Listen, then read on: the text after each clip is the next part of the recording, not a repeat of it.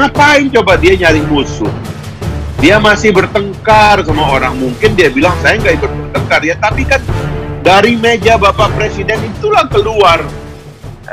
Tidak saya katakan pada saat mengevaluasi 100 hari pemerintahan Pak Jokowi, yaitu tadi Presiden memerlukan dapur, kedua Presiden memerlukan operator. Ya.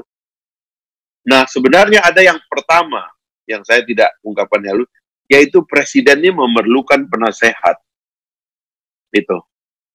Harusnya Presiden itu dalam keadaan kayak sekarang misalnya itu, ambil penasehatnya itu orang yang kira-kira kompatibel dengan keperluan dia. Presiden ini memerlukan nasihat agama, ketenangan jiwa, ya, apa istilahnya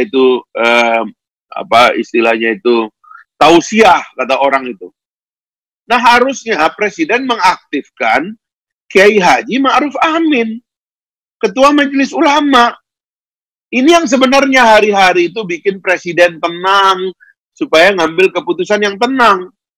Dan termasuk juga supaya memilih tema-tema yang harusnya disepakati dengan DPR yang tidak kontroversial.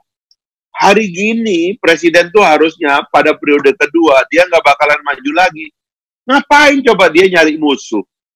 Dia masih bertengkar sama orang. Mungkin dia bilang, saya nggak ikut bertengkar ya. Tapi kan dari meja Bapak Presiden itulah keluar problem-problem yang kontroversial ini, mulai dari menyetujui jalannya undang-undang Omnibus Law, lalu kemudian yang sekarang ini HIP, sebelumnya kita udah lihat Presiden mengeluarkan perpu yang kontroversial yang membatasi atau mengambil alih kekuasaan, cabang kekuasaan yang lain seperti legislatif misalnya. Nah ini memerlukan penasehat yang baik. Nah harusnya wakil presiden itu, karena dia tidak memimpin lembaga atau struktur kenegaraan, karena dalam sistem kita wapres itu hanyalah berguna kalau dipakai oleh presiden.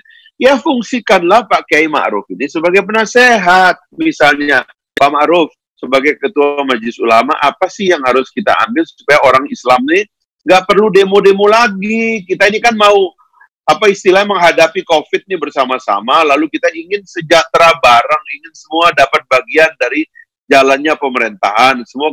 Kita ingin mereka semua mendapatkan penghasilan yang layak bagi masa depannya, bagi keluarga dan anak-anaknya.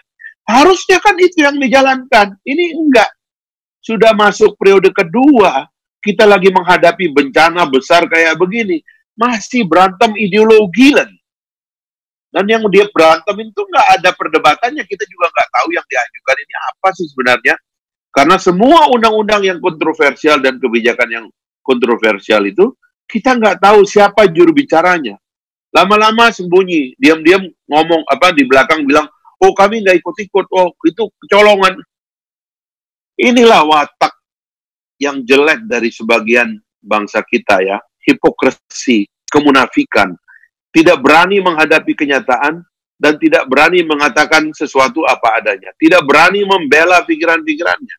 Begitu pikirannya kontroversial lalu diserang orang, lari dari belakang dan tidak kelihatan.